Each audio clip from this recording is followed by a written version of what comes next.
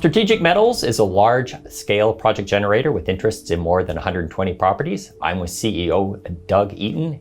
The company's ticker is SMD on the Venture Exchange. Could you provide us with an overview of Strategic Metals? Yeah, Mike. Strategic Metals traditionally has operated as a project generator. We've been doing that since the early 2000s. But because we've been quite successful, we've morphed into something that's quite a bit more than what people would normally think of that type of business model. We still do that work. We still option properties out and sell properties. But this year we decided to focus on one flagship property, Mount Hinton. It's in Yukon, in the Keno Hill district. So we did a fairly extensive drill program following up a new discovery there this year. Beyond that, though, we're a bunch of other things. We've got interest in a number of other companies who are active literally throughout the Americas. And that gives us pretty broad exposure. It's an unusual business model, but it seems to work for us. Let's talk about with the flagship Mount Hinton. You've got a lot of activity around it. Maybe you could tell us what's going on around it and what's special about Mount Hinton. Yeah, so as I said, we're in the Keno Hill district, just directly adjoining Alexco's Keno Hill projects, where silver has been mined for over a century from a number of different mines. They built a new mill about 10 years ago, and they've just gone back into production, or just about to go back into production. Just to the northwest of Keno Hill is Victoria Gold's Eagle project, where they've just commissioned their Eagle mine. So they're online to produce a couple 100,000 ounces of gold per year. So there's another silver project. We're all sort of intergrowing in our claim situations, all very active. I think there's going to be lots of news coming out of that camp this current year. Obviously, infrastructure must be good around it. Yeah, we're road accessible. In fact, our infrastructure has really been upgraded by placer miners who are working on the same creeks that we're exploring the headwaters of. We're only a few kilometers from the power grid. So yeah, it's a great infrastructure situation. I want to step back and talk about some of the other projects, but let's just stick with Mount Hinton. What's going to be the news that's going to be coming out of the work that you're doing this season? Well, early this year we did some chip sampling, and we followed up on quite a spectacular gold discovery we made last year in a type of veins that are part of the same epithermal system or hydrothermal system as Keno Hill veins are, but we think we're a little closer to the core, a little bit hotter, and we're getting predominantly quartz with native gold, a little bit of arsenopyrite. We have a bit of overprinting of Keno Hill style mineralization with lead, zinc, and silver as well, but really we're focusing on the gold. And we announced a chip sample earlier this year, 1.2 meters of 200 grams per ton gold. We followed that up with a 7,000 meter drill program. So very aggressive program looking at 3 different parts of our property, but just testing a tiny percentage of the overall number of targets. Let's step back again. You are a project generator and you do have interest in a number of companies. Could you take us through your greatest hits, please? Okay. Yeah. So I'll mention 5 of them. They're companies that we got our share positions from, partly from doing deals with the companies for projects, but also we used some of our cash that we've generated to make investments that we thought were timely. So not in any particular order, Rockhaven Resources just announced a very robust PEA. Got 1.6 million ounces of gold equivalent already in their resources, but they're in the midst of a major drill program. We think they're going to be quite successful. It's basically a prelude to a pre-feasibility infill drill program they'll do next summer. Next one I mentioned, Precipitate, company that we hold about 20% of. They're working in the Dominican Republic, right alongside Pueblo Viejo. Barrick's optioned one of their projects, and earning in there. They've got another one they're drilling on their own. So they're good exposure in that jurisdiction. Another one, GGL Resources, who own over 45% of the company. They've been known as a diamond explorer for a number of years. We're in the process of focusing the company to look at gold.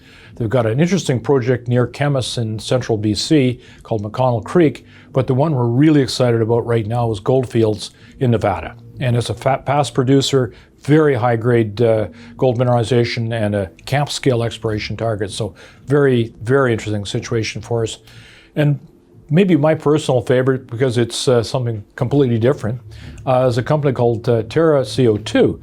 It's a company I founded about 5 years ago. and they're looking at alternatives to conventional cements, and they're moving at incredible speed towards commercialization. And again, that one we own about 45% of. So great exposures to a really diverse portfolio of companies. I just want to stick a minute with the last one that you mentioned about cement. Why are they looking for these alternatives?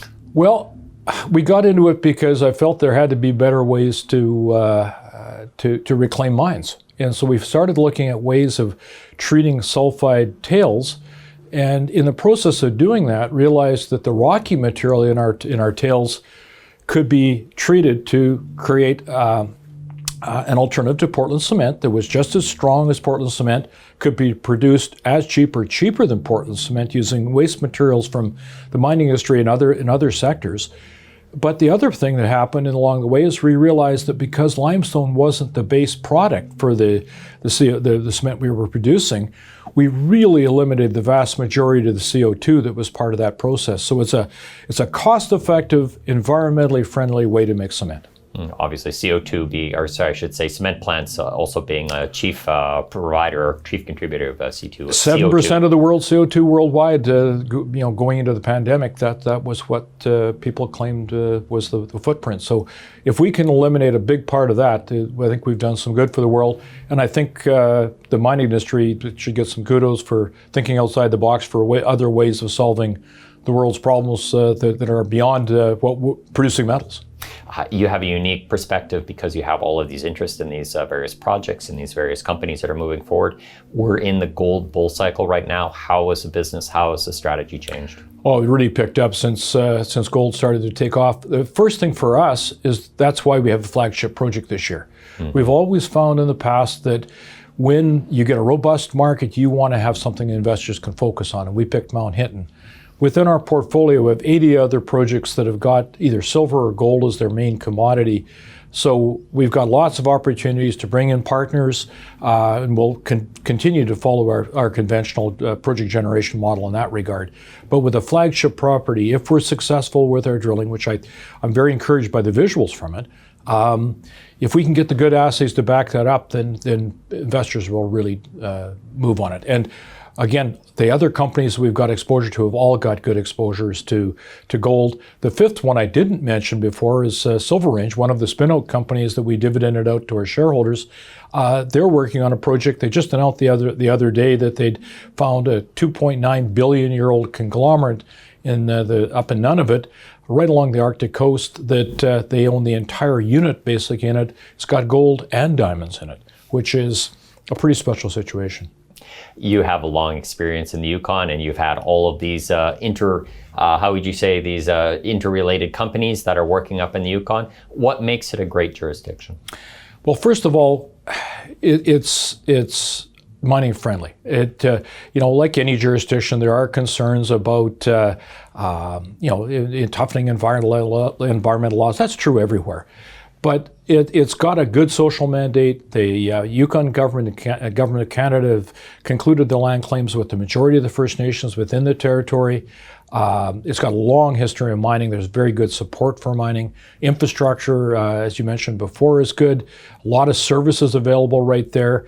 And the cost of holding land is very, very reasonable in Yukon compared to most other jurisdictions. So for those reasons, as a project generator, it's a great way to build up a portfolio. Good databases for recognizing good opportunities. There's any number of good reasons why you should be there. Doug, thank you very much. You're very welcome, Michael.